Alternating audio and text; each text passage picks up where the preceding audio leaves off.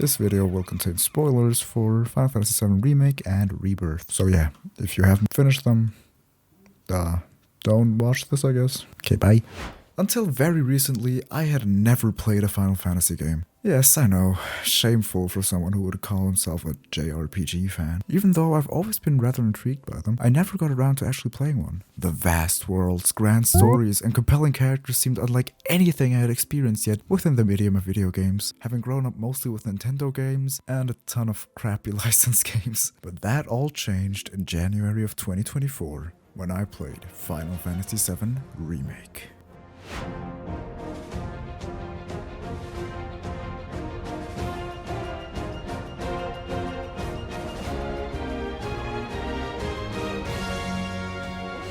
It was mind-blowing to me. The opening cutscenes alone left me giddy and hyped up for what I was about to experience. The graphics were beautiful, the music was godly, the gameplay was super fun, except for the boring-ass side quests. The story was grappling, if very confusing for a first-time player.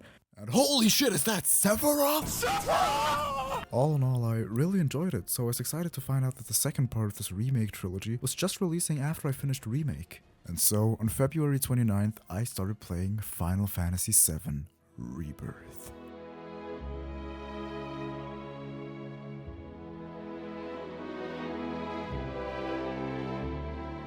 This game took everything that Remake did, but more and better. I spent over 100 hours in this gigantic game, and there were a lot of things I really loved, but I also have my fair share of gripes with the game. Let's get into it.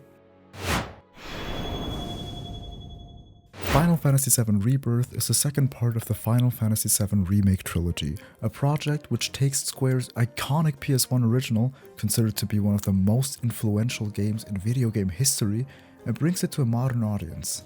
And with over 20 years of technological evolution since the original, it gives the team the chance to make the game as grandiose and cinematic as it was envisioned all those many years ago. It also gives them a big juicy bag of money. But in the 20 years that have passed since the OG FF7, not only technology had evolved, but the Final Fantasy series did too. With their latest few entries in the franchise, they had started to try to appeal to a larger audience by slowly removing the classic turn-based combat and adding in elements of real-time action combat. And so, for the FF7 Remake trilogy, they decided to go all in with a very interesting mix of turn-based and action combat. It kept elements like spells, summons, items, limit breaks, and special combat moves in a little menu down in the corner. Those actions can only be performed when your ATB, or Active Time Battle, gauge is filled up enough, similar to the OG game. Now, you raise your ATB level by slashing in on your foe in an open 3D battlefield in which you can freely dodge, jump, and run around in. And this right here is what hooked me on the game. This sounded like my dream combat system, because as much as I've grown to love turn-based combat, it just doesn't offer the same type of challenge or hype sometimes as more action-heavy combat. On the other hand, if you make the combat only focused on hype and action, you may end up with the kind of combat found in the Tales series, which I also like by the way, but that can oftentimes feel very much like mindless button mashing. But this system mixes the strategic thinking and tactical finesse of turn-based combat and combines it with ultra-fast action. And after playing through the game, yeah, I'd say that this is probably my favorite combat system ever. Although not perfect, of course, it's really damn good. Rebirth kept that system, of course, but put more of a focus on constantly switching between party members, with some sections of the game even leaving out Cloud completely. Combine all that with the super cool synergy moves that the party can perform now, and you get this feeling that in this game, these guys are really working as a team, which works in favor of the game's ludonarrative harmony, in which the game's theme of strengthening the bonds between Cloud and his friends are portrayed well through the gameplay. They also introduced a huge skill tree for each party member, but to not completely overwhelm the player, they mostly removed the weapon enhancement system, which is a reasonable decision. All of that, along with the classic materia system and different gear and accessories, gives the combat an incredible amount of depth if you want, but if you're looking for a more casual experience, you really don't have to go that deep. Something I always appreciate in a JRPG is fleshed out side content. May it be a classic fishing minigame accompanied by a fish index to fill out, or just well-made side quests. I love when these worlds give me tons of things to do, so I can just spend just a little more time in this world I so love.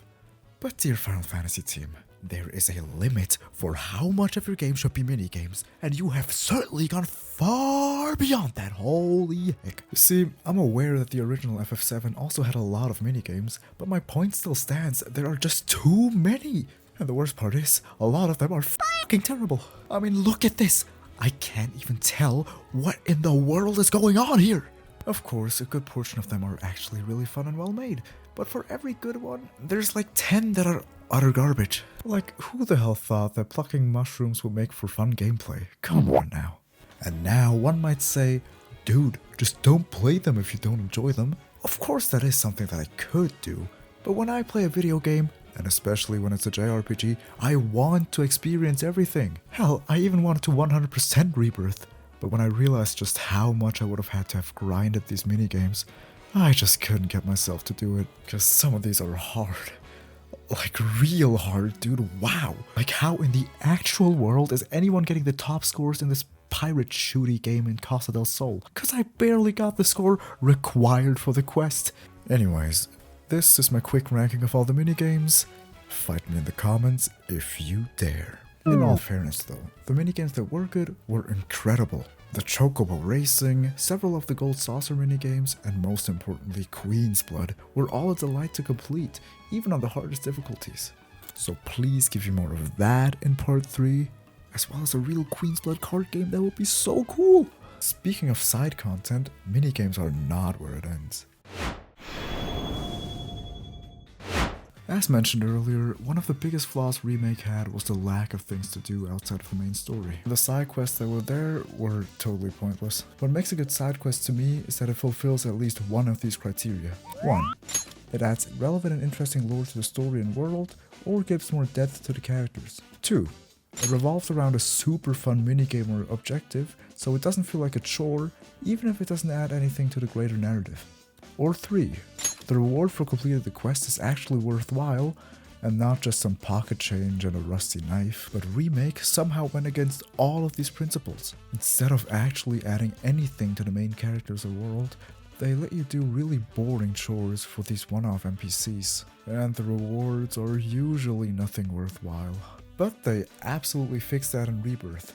Here the side quests often fulfill multiple, if not all of the aforementioned criteria. It's pretty fun just listening to some casual conversations between the party for once, while also completing fun tasks. But honestly, even if the tasks were super fun, listening to Barrett thinking of how Marlene is growing up too fast and he can't let her go is just too wholesome, man. What the hell? Oh, Marlene, I wish you could be my baby girl forever.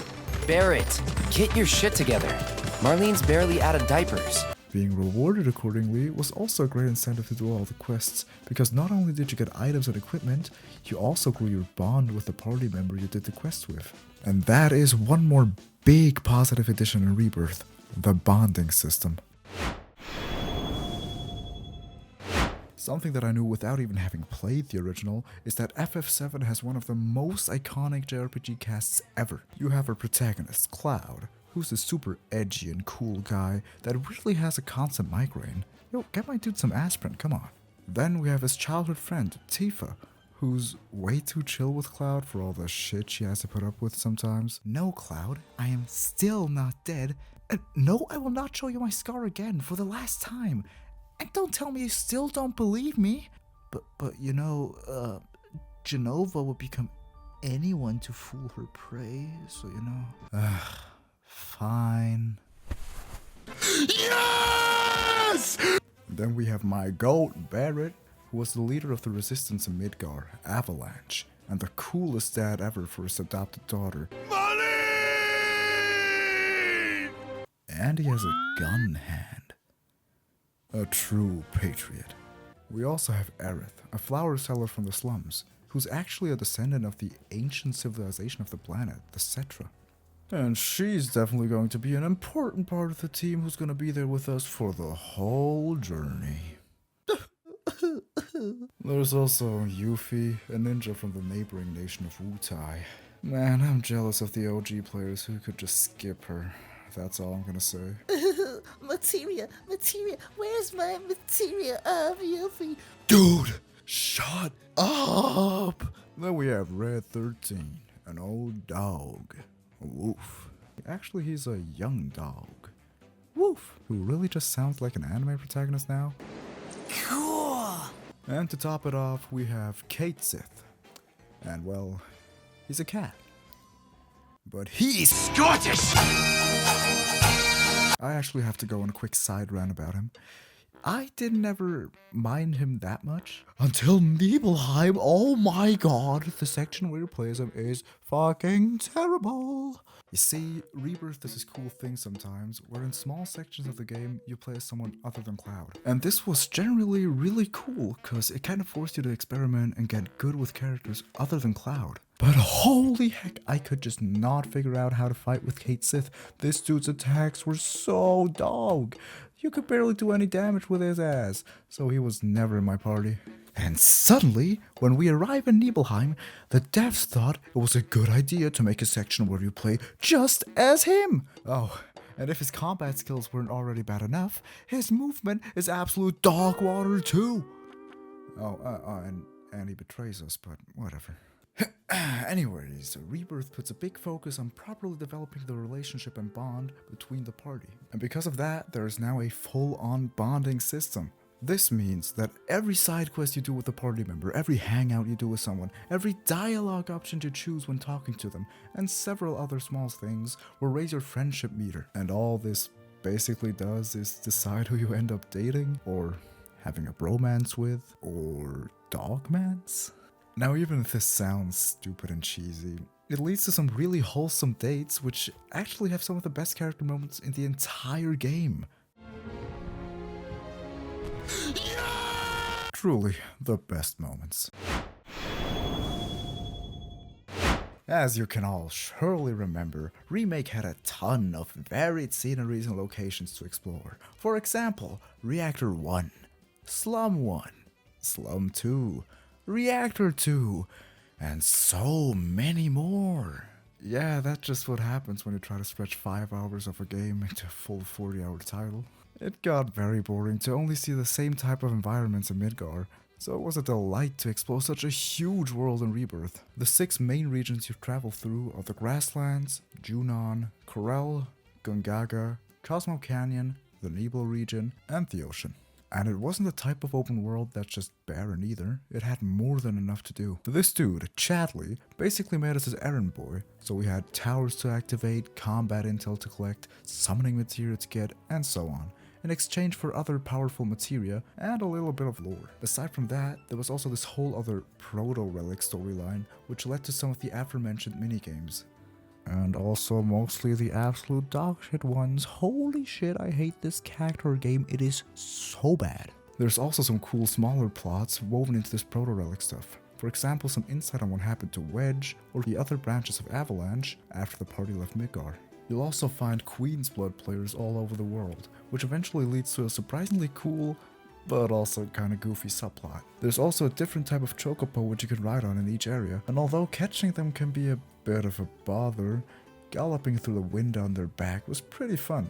Especially in Nibelheim, that water jet chocobos were super fun to maneuver with, but the best chocobo was obviously the wheelie. Let's go! Woo, yeah, baby! Although the amount of things to find in this world sound amazing at first, it is exactly this that a lot of people saw as a grave flaw of the game. I've heard a good chunk of people say that they felt like it was just too much content, which overwhelmed them, and they felt like a lot of it was just unnecessary fluff. And I totally get that. But I don't know if it might have been the hype or whatever, but I had a blast doing all this crap. So much so that I actually completed exploration in every area. Yup. 100% explored in every single one. Yeah, I might not have a life. And even though I say I had a total blast exploring, I probably would have had about double the enjoyment if they just deleted Gungaga and Cosmo Canyon. Because, oh my god, it was miserable in there. Gungaga was literally impossible to traverse and the map was pointless since the region was very vertical. And instead of giving this region's chocobo the ability to just I don't know, climb the walls.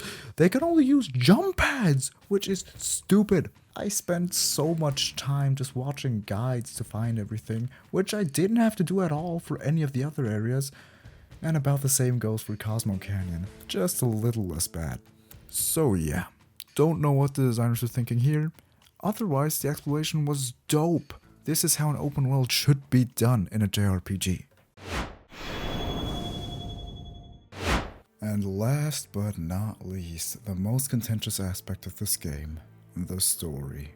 Just so that we're all on the same page, here's a quick recap of the story so far. Cloudstrife, a former soldier, joins the resistance force Avalanche. Avalanche is fighting against the big evil electric company Shinra. This company rules over the gigantic city of Midgar, also called the city of Mako. Mako is the life force of the planet, which Shinra harvests to power their machines. The harvestation of Mako is causing the planet to die, which is why Avalanche is trying to stop Shinra. During their missions, Cloud meets Barret, Tifa, and Aerith. Then we fast forward a little, and in the finale of the game, the gang storms the Shinra Tower to free Aerith, who had been kidnapped. There, Red 13 joins them. During their infiltration, a strange man appears. This man was a war hero thought to have long been dead, Sephiroth. The gang tries to flee Midgar after saving Aerith, but Sephiroth stops them. Meanwhile, the entire game, these strange ghosts called Whispers have been following the party. These now emerge in gigantic masses, seemingly because of Sephiroth. Before fighting him, Aerith warns us that this was the crossroads of destiny or something cryptic like that. The party then fights him, and after a spectacular fight, he disappears without a trace. Cloud and company leave Midgar in pursuit of Sephiroth. And at the very end, this dude shows up. And this is where part 1 ended. Honestly, for most of the game, I could somewhat follow what was going on. Of course, I constantly had many questions, like, what are these ghost thingies? Who's Sephiroth? And why does Cloud always have a migraine? And so on. But I was always expecting them to be answered by the end of the game. But nope, I just got more questions. For one, I thought Whispers were already a thing in the OG game, so of course I wouldn't get that there was some kind of metaphor to being the protectors of the real timeline or whatever. They're arbiters of fate. Oh gee, thanks, that explains a lot. Then with Sephiroth, it made sense to me that he would be more of a topic in Rebirth, which makes his constant appearances here all the more random. Especially having him as the final boss seemed so random. Like, dude, I don't have a clue who you are, so why am I fighting you? And the whole crossroads of destiny thing topped it all off, so that I finished the game feeling incredibly confused. But I was sure that my questions would get answered in Rebirth, and while some of them did, I also got a lot more. So, this is where it really gets confusing. After fighting Sephiroth, an alternate reality was created in which Zack Fair, a friend of Cloud and also former soldier who had already died, was now alive. Then, bang, flashback. Wow, Sephiroth was kinda chill? Oh, no, wait, he wasn't. Okay, that's that. Back in the present, now out of Midgar, the party follows these strange men in black robes that were mindlessly walking somewhere, mumbling something about The reunion. The gang figured that this might be their best lead to Sephiroth, so they followed them. Fast forward once again, and after a long journey and having Pilot Dude and Dracula join, they find out that Sephiroth is after something called the Black Materia. This materia could destroy the entire planet if in the wrong hands, so the party heads out to the Temple of the Ancients to get their hands on the materia before Sephiroth can. But this all played right into Sephiroth's hands, since for some strange reason he can control Cloud as if he was his puppet. So he makes him hand over the Black Materia, and so the final fight ensues. And to sum the finale up, Aerith gets sent to the livestream, London style. The gang fights Sephiroth, but he's like a weird mutant thingy now. And also, Zack is here to help them from the other reality. And somewhere in between all of this, Sephiroth reveals to Cloud the Final Fantasy VII multiverse? He tells him some more cryptic ass stuff, and then we fight him. And of course, we somehow beat him, I think? And the game ends. How about we start off with the good things? Well, for starters, a lot of the questions I had at the end of part 1 got cleared up. Now I actually know who Sephiroth is, how he's connected to Cloud, and why he's our enemy. I also really loved how we got to see the full backstories of our entire party, not just Cloud. Barret's past stands out especially. That was probably one of my favorite arcs in the game, story-wise. Also, now that I knew more of Sephiroth, he felt way more like a threat that was looming ahead instead of some random creep. It's also great that the story was always balancing between tragic backstories, thrilling missions, and goofy and funny arcs. I think they really drove home the feeling of this party growing closer through their travels as they learn more about each other and thereby learn to trust each other. But while everyone else is growing closer together, it feels like Cloud is growing even further apart from them near the end of the game, as he continues to deteriorate both mentally and physically. And it left me wondering, what will happen to him in part 3?